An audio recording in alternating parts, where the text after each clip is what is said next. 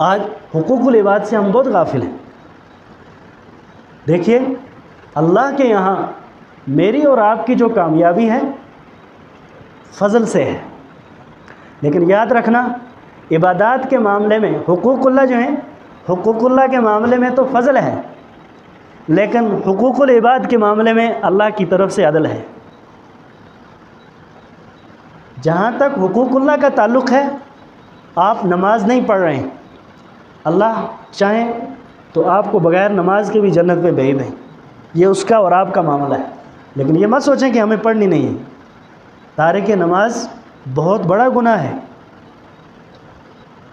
اللہ یعنی ہمارا جو بیڑا جو پار ہوگا وہ تو فضل ہی سے ہوگا، لیکن حقوق اللہ میں فضل کا معاملہ ہوگا، حقوق العباد میں عدل کا۔ اگر حقوق العباد میں عدل ہے تو پھر کوئی بچ نہیں سکتا، اور اللہ کہہ رہے ہیں مجھے حقوق العباد میں عدل کرنا ہے۔ اللہ نے حقوق العباد میں عدل رکھا ہے، اور جب عدل ہوگا تو پھر وہاں چاہے وقت کا محدث ہو، وقت کا مفسر ہو، وقت کا قاضی ہو، وقت کا مفتی ہو، وقت کا امام ہو، اگر حقوق العباد میں کوتاہی کی ہے تو کوئی بخشش نہیں ہے۔ حضرت مولانا الیاس صاحب رحمۃ اللہ علیہ نے آخری وقت میں جو جملے کہے ہیں، تو غنی از ہر دو عالم من فقیر، روز محشر عذر ہائے من پذیر، گر تمہیں بینی حسابم ناگزیر۔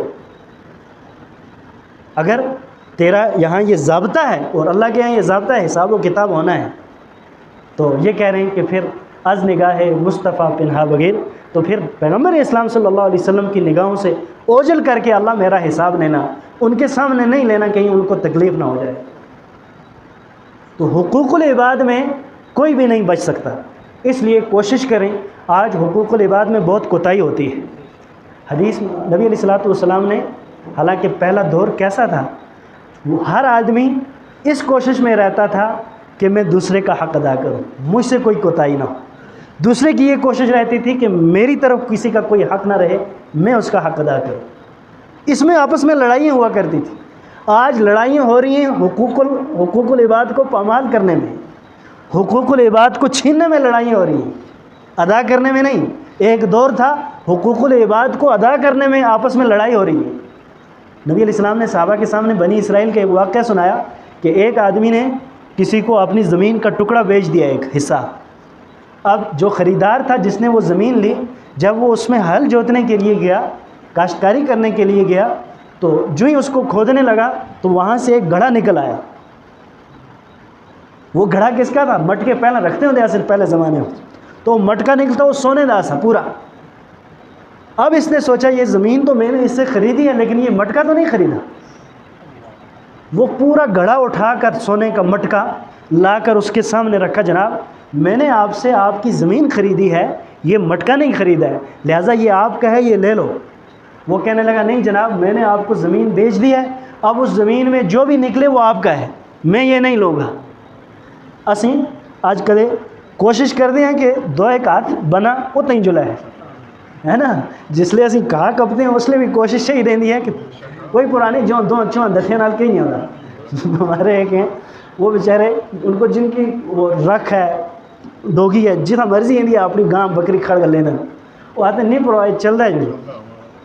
میں نے ان کو بتایا بھی، میں نے کہا تمہارے لیے کوئی پریشانی نہیں ہے گائے رکھنی بکری رکھنی، کیونکہ تمہارے یہاں یہ حلال اور حرام کی کوئی تمیز ہی نہیں ہے کہ میں دوسرے کا گھاس کھلا رہا ہوں، دوسرے کا مکھی کھلا رہا ہوں، دوسرے کے درخت سے پتے توڑ کے ان کو کھلا رہا ہوں بغیر اجازت کے۔ کرنا ہی جی چلتا ہے اس لیے کوئی نہیں کوئی پرواہ نہیں ہے اس کی۔ تو یہ چیزیں ان کی طرف مجھے اور آپ کو دھیان دینا۔ تو ان کی آپس میں لڑائی ہو رہی ہے۔ نبی علیہ السلام فرما رہے ہیں وہ دونوں کے دونوں اٹھے، حضرت داؤد علیہ السلام کی خدمت میں آ گئے۔ ان کے جو اس وقت کے نبی تھے حضرت داؤد علیہ السلام تھے۔ حضرت داؤد علیہ السلام نے جب ان کا واقعہ سنا، ایک کہہ رہا ہے جناب میں نے ان سے زمین خریدی ہے، ان کی زمین سے یہ مٹکا نکلا، میں ان کو واپس کر رہا ہوں، یہ نہیں لے رہے۔ اور جو بیچنے والا ہے وہ کہہ رہا ہے جناب میں نے جب ان کو بیچ دی، اب اس میں سے جو بھی نکلا یہ ان کا ہے۔ تو اس وقت حضرت داؤد علیہ السلام نے فرمایا، انہوں نے کیا فیصلہ کیا؟ اللہ اکبر! فرمایا ایک سے پوچھا تمہارا کوئی بچی جوان ہے؟ جس نے زمین خریدی تھی اس نے کہا ہاں میری بچی جوان ہے، میں نیک رشتے کی تلاش میں ہوں کہ کوئی نیک رشتہ مجھے مل جائے۔